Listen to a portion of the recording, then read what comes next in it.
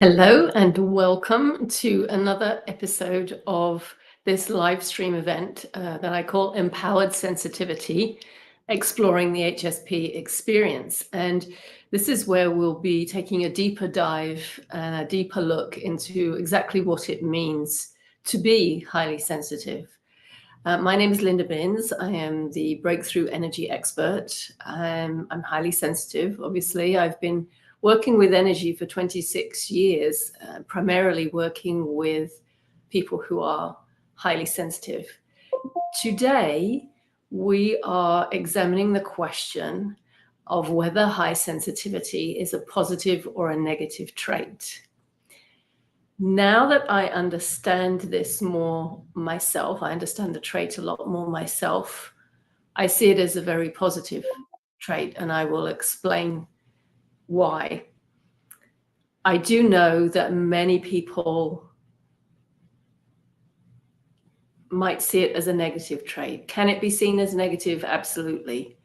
I hear a lot from people who really cannot handle the intensity of the feelings, those feelings that you experience as a highly sensitive person, who cannot handle the experience of feeling so different from everybody else around them, from their family members, of being misunderstood, and who don't know how to live with this experience.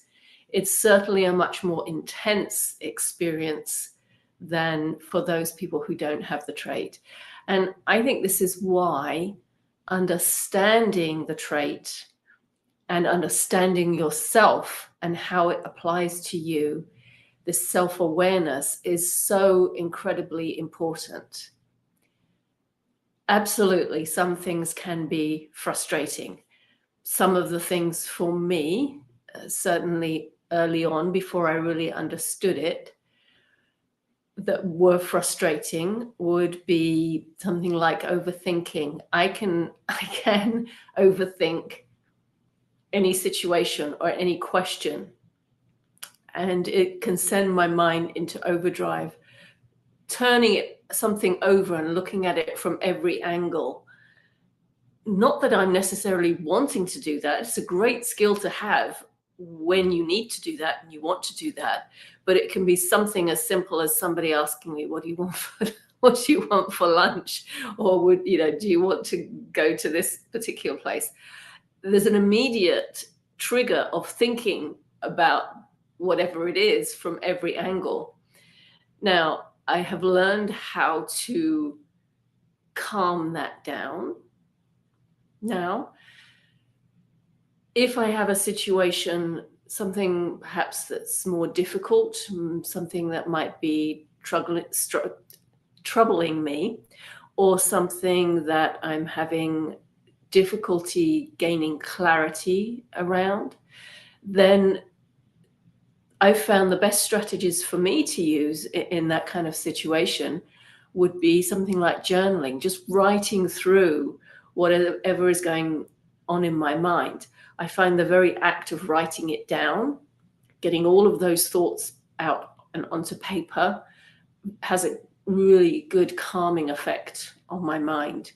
Or talking to somebody about the situation. And it's not that I'm looking for them to fix it, or they don't even have to say anything, but just to have someone who is willing and able to listen. Sometimes just in the talking it through, just in the verbalizing whatever the issue is, I find that clarity can come and an immediate calming of my mind. So that was one of the things for me that I did find frustrating. And it could be, again, if I didn't know now how to handle that for myself. Health issues. I found some not serious health issues, really, but ongoing health issues. And I know it can be very frustrating when nobody knows exactly how to help you and things don't improve, or perhaps they improve for a while and then get worse. For me, that has on and off over the last 30 years been insomnia. And I've I have been to so many specialists and health practitioners, but what I have learned is that it's my body's way of letting me know that I need to pay attention to something or to change something. It could be as simple as a supplement that I need to change, that I've been taking perhaps for a while and now I need to stop taking it. It could be that there's an issue I'm not seeing or addressing, or it could be something I need to learn about myself, about my body. And this is what I've discovered over the years, that there's no one solution to this problem for me. It doesn't fit into the box of, oh, here's what people who have insomnia do, or here's how we help them, and so this will work for you. I've been down those paths and those never worked. So I know that there is no one fix. There are no easy answers, and I accept that now. What I've discovered is that I'm learning about myself and I'm learning about my body all the time, which is, when you think about it, a great gift.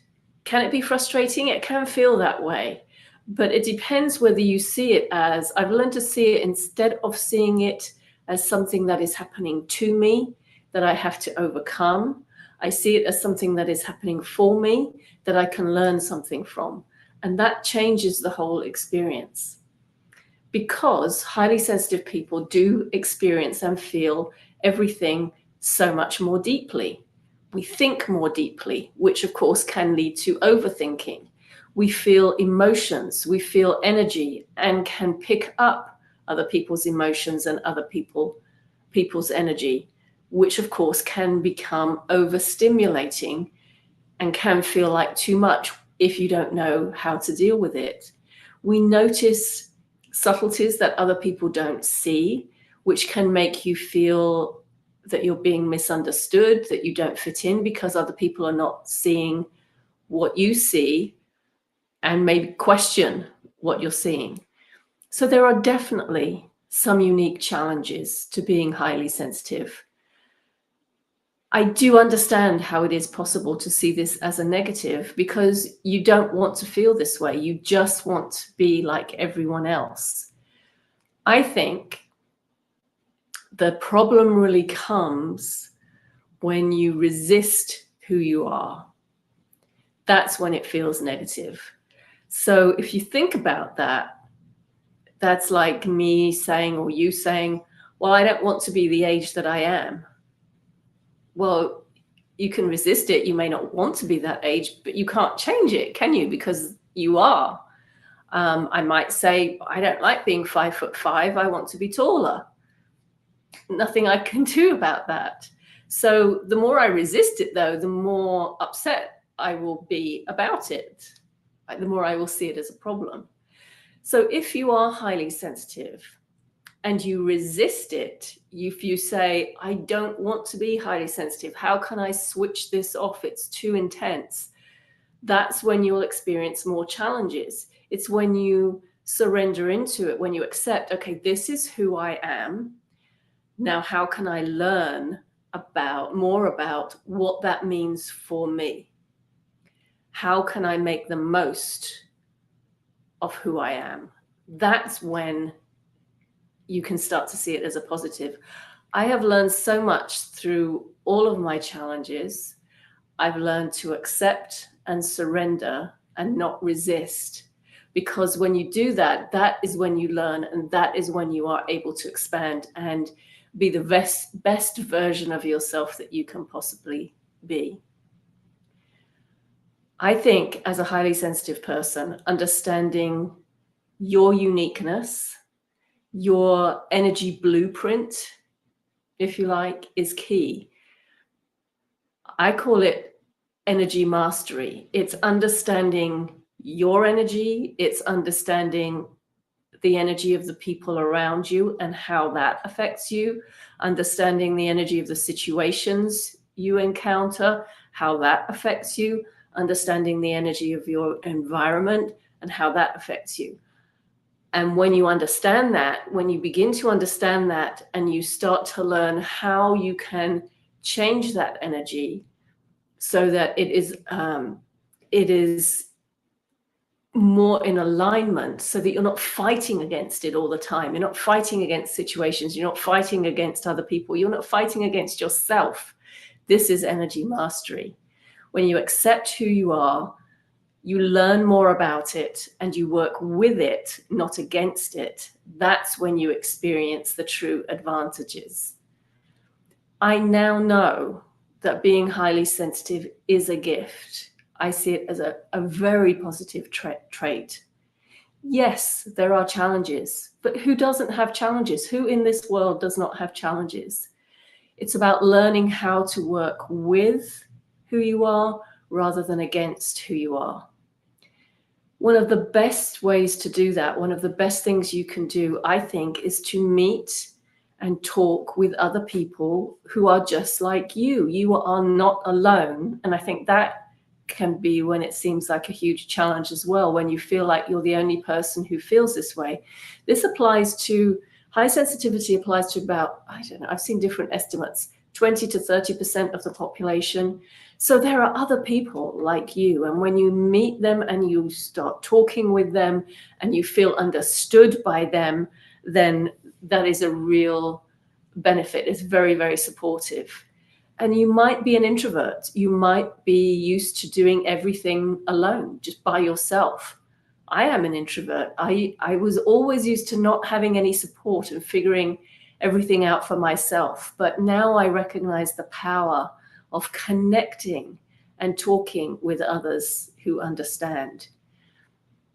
Please know there is nothing wrong with you. There's nothing wrong with me. I used to think there was. I now know there isn't.